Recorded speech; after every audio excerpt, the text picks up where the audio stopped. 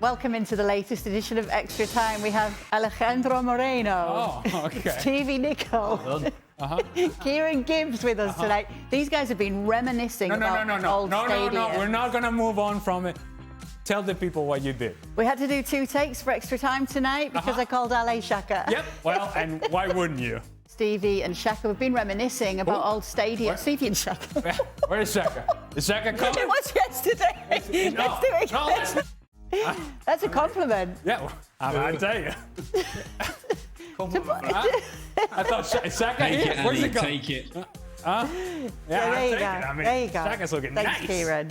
All right, what position is better to be in? Leading or chasing? For example, Arsenal or Man City. And let's use this specific position where Arsenal are leading and City have games in hand that they have to win. Ale. Well, I mean, it's chasing because of the difficulties of the scheduling, but for all intents and purposes, it's not chasing. Manchester City don't feel right now like they're behind. They're not playing like they're behind.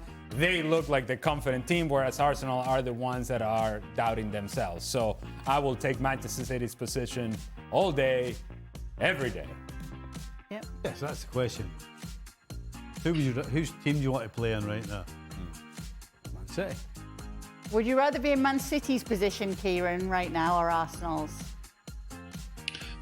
Oh, well, Man City's right now. There we go. That was a tough question. All right, start, bench and drop these 3 Premier League left wingers of the past decade in their prime. Start, bench or drop. Sadio Mane, Eden Hazard and Son Heung-min. You can start, Kieran, with this one. Start, bench or drop. Easy.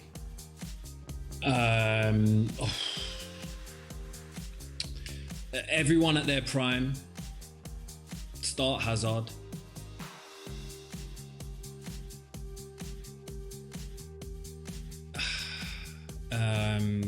I love Son. I just don't want to drop him, but I'm going to have to drop Son and bench Mane. That's the answer. Oh, so what he's saying is Hazard, Mane and Son, but because he likes Son.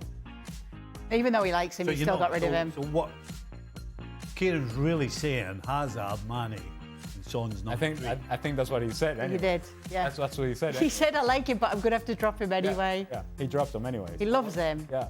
I thought it was play. What was it? Start, bench or drop. Oh, start, bench. Oh, sorry. What did you think Stevie. Well, we used to have this question, and the last one was sell. Oh, would that change it, Kieran, if it was sell instead of drop? Probably, actually, because you probably I reckon you'd get more for Mane. Oh. Oh, yeah. No, don't change it now. No, Kieran. No, if it was sell, you'd get more for Mane, so I'd sell him and then I'd bench Son. Yeah, but I think the spirit of the question is, in a ranking, who would you have? Yeah. 1, 2, 3. Yeah. So it's Hazard, Mane, Son, which is what he said originally. So he agreed with you, Steve. Exactly. Yep, so that's the answer. For Kieran, what was it like playing with Mikel Arteta? I mean, where would I start? Well, first of all, it was great because Mikel's a great guy. He was just a well-balanced guy, socially, good leader, off the pitch. Loved talking about football. That's all he used to talk about. And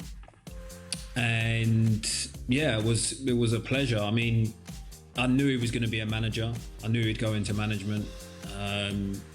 But someone who had just so many ideas of, you know, how to play. A lot of the time he would be the only one to probably not question Arsene, but challenge. I would say he would be the only one to challenge most of the time. Had his own thoughts on the game, and yeah, just an all round great guy. That's interesting, that to challenge Wenger. Yeah, I don't remember ever. It's funny people say that. If Arteta was in our dressing room, he'd have nobody to talk to. What do you mean? Nobody spoke about football. If anybody brought something to do with football, Put the ball away. Right, get the ball away. Shut up. We never spoke about football.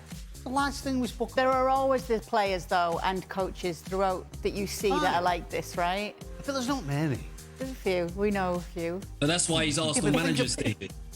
And I you're know, not. I bet. But he used to be. can have Come it. on, he used to be. Arsenal. You can have it. Stevie's story about going from being a manager to a few days later not being a manager, and the relief is very telling. Aye, absolutely, aye. But I suppose, so he was always pretty intense, Kieran. Yeah, honestly, he's a psycho when it comes to it. That's why, like, even I look at now and the loss on Wednesday, like he will psychoanalyze that game and this season so much. He will not rest until it's mission accomplished. He will not rest. He won't stop. It's not a game to him. It's more than that. It's his life. It's his life. He puts his life into it.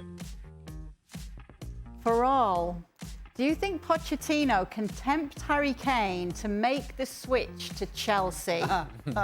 And if he does, how do you think Spurs fans would take it? There's no love lost here between these two sets of fans. No. But could Poch It's not persuade happening. Kane? Not happening. Not happening. No. So is it happening? No. No, it's not happening. No. Okay. And Harry, I don't think Harry. Honestly, I don't think Harry Kane would do that anyway. I don't think Harry Kane would do it. No, no chance. So no. No, no chance. All right. You no as well, Kieran, for you? Nah, I can't see it. It would be a big kick in the teeth, man. Be a big kick in the teeth if he was to do that. I mean, and then you see pictures of him as an Arsenal fan, and then going from there to Spurs and then to Chelsea. It's just like, no, couldn't see it. For all, if this Man City side manages to win the treble this season, following their recent dominance in the Premier League, will they go down as the greatest ever Premier League side? This is something Yeah, ask Kieran. Kieran will talked let about us in the know. show tonight. Yeah, there you go. There you go. That's why it's not as much as it sounds like I'm deflecting when we talk about Arsenal's performance against them, or what they've done wrong throughout the season. Like, if they lift the treble, that's all we're gonna remember. And for me, yeah, that's right. If they lift the treble, then for me, definitely best Premier League side in history. For all, would you rather learn under, as a player, Pep Guardiola or Carlo Ancelotti? Wait, Kay, I want to know what they think. Okay. I want to know what Ali and Stevie think. If this City side go on to win the treble, will they go down as the greatest ever Premier League side? Well, number one, it's a stupid question and it's absolutely impossible to say. Number two, it always seems like at the time that's what we think. What, 4 years ago, 5 years ago, we were talking about the same City side was the best ever, that was the best ever. Manchester United side, I mean, those Manchester United sides were unbelievable. Arsenal at the best, unbelievable. So I hate the question, and I think it's an impossibility for anybody to turn around and try and justify why it would be. They'd be up there. Well, of course they would be up there. They would be up there as one of the best. But it's impossible to turn around and say that they are the best. There have been some fantastic teams. I'm concerned, Kay, that because Kieran gave Middlesbrough some love during the show. Oh, not much. Well, some. I said some. Like this much. Well, they don't deserve it, really, do they? Yeah. Some love. Now he gets to tell you that you cannot move on. You need to get the answers from everybody. Yeah, you're running the show here. Yeah, you're running the show, Kay. Well, Sorry. I value the opinion. I value the opinion of Stevie. Yeah, right. All right. For all, who would you rather learn under as a player? I'll start with you, Ale. Pep Guardiola or Carlo Ancelotti? this is tough. Could be Xabi Alonso, and I've learned under both of them. This is tough. See, you hear a lot from players that have been under Pep Guardiola that they have this epiphany of the game, and that everything all of a sudden becomes so much clearer, and they're able to see the light that they never saw before. And that, as a learning environment, I suppose, would be very rewarding. I think personally, I would rather play for a guy like Carlo Ancelotti. There is a way that he handles the group that I think I would gravitate towards, and there is an appreciation by Carlo Ancelotti of the players that he's coaching and the value of the relationship with those players that I think would be more valuable to me. 100% Stevie would say Ancelotti. Yeah, that's easy. What about you, Kieran? That is a close one, but it's Pep for me. Just. Purely because of he's just constantly evolving the game, and so I just think that he's created things that we've never seen before, and probably that will be last for many years now. So yeah, that's why I would go him. The next question's a good one from Diana. For all, what was your favourite and least favourite training exercise? And obviously, I'm going to start with Stevie. Cones. Shove your cones.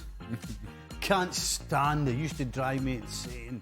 Cones. So explain it for the audience. We used to do this warm-up with Scotland that involved 100 cones. I mean, seriously. Honestly, the planes, there was an airport next to where we used to train. Half the planes were trying to land on the cone. That many of them. I mean, seriously. Run 2 cones, jog 2 cones, hop 2 cones, walk a cone. You're like, Jesus, we're going to do a warm-up here or what? What's this? Used to drive me insane. Absolutely hated it. Hated it. Cones. Cones. Ale? Do the fitness tests count? Because those were not fun. The bleep test. Yeah, the beep test wasn't fun. I seriously think that once we did the beep test, I would spend, I would say about 2 or 3 days still hearing the beep in my head and the rhythm of the beep. Because once you get older, and you know, I'm just gonna peel off the curtain here a little bit. Once you get older, you get really good and proficient about to do just enough to pass the test and get out. Not to be a hero. No need to be a hero. You just do what you need to do in order to pass, and so you become very good about timing the beep. You get there just as soon as that beep is sounding, and then on the way back, you do just enough to get back. But that's what you're supposed to do. But there's people that, you know, there are people that kill it. Yeah, well, that's what I'm saying. That's the exercise. That's what I'm saying. No, but you remember early on in the test in which you're just going slow and you're working your way up. Yeah, there's some guys that are like, yeah, I'm gonna get there, I'm gonna get back. No. You do just enough, and you can become really good about doing just enough to pass the test. But I did not like it. I did not like fitness tests at all. I thought it was pointless. Give me the ball, let's play. As to my favorite, small-sided games. Small-sided games, 5v5, tight area. It's high intensity, a lot of quality, a lot of goals, and they get really competitive, which in the end is, I think, what we like to do. Hold on. I thought you were centre forward. Yeah, well, 5 aside. We're finishing. Huh? We're finishing. Did you ever see me finish? Fair enough. Okay, there you go. He can't walk today, by the way. He's literally limping today. Yeah. Why, Ale? So I was training yesterday with the U19s that my kid plays for, and let me tell you, I am hurting. I am hurting. Now, physically, I feel okay, and my mind is seeing things. But man, I am hurting today. I was hurting on my way home. My knees are killing me. My back is barely hanging on. It's tough. It's tough to get home. Kieran, favourite and least favourite training? It's so funny because I was literally going to say exactly the same as Ali. The bleep test was horrible. And then small-sided games. Every player just loves small-sided games. They don't want to do set pieces. They don't want to do tactics. They just want to play. Shadow was great fun. Yeah. Seriously. Shadow is awful. Shadow is But yes, so just to end, what was your favourite? Oh, finishing. Oh, absolutely. Finishing. Finishing the session. Well, that one, finishing wasn't bad either because I only go for a pint. That's what I thought. I thought that was going to be the punchline from you. Finishing all day, every day. Yeah, I didn't think of that like as a... When she said training and exercise, I thought like as a part of, finishing usually was like something you did extra or you hung around a little bit later. Or Why? Because you'd take a step back from the goal line and that would be your practicing. That is correct. you kid, but there was a drill that I used to do that one of the assistant coaches would drill balls as hard as they possibly can inside the 6-yard box for me, and I would have to react and finish first time. So it was a drill. While you make fun of it, that is my kind of range, Kay. It is his kind of range, and he's very proud of it. Thanks so much for sending in your questions today. Some good ones there. We'll do it all again tomorrow. Well, thank you very much for watching ESPN on YouTube. For more sports highlights and analysis, be sure to download the ESPN app. And for live streaming, premium content, and let's not forget as well, ESPN FC 7 days a week. Subscribe to ESPN Plus.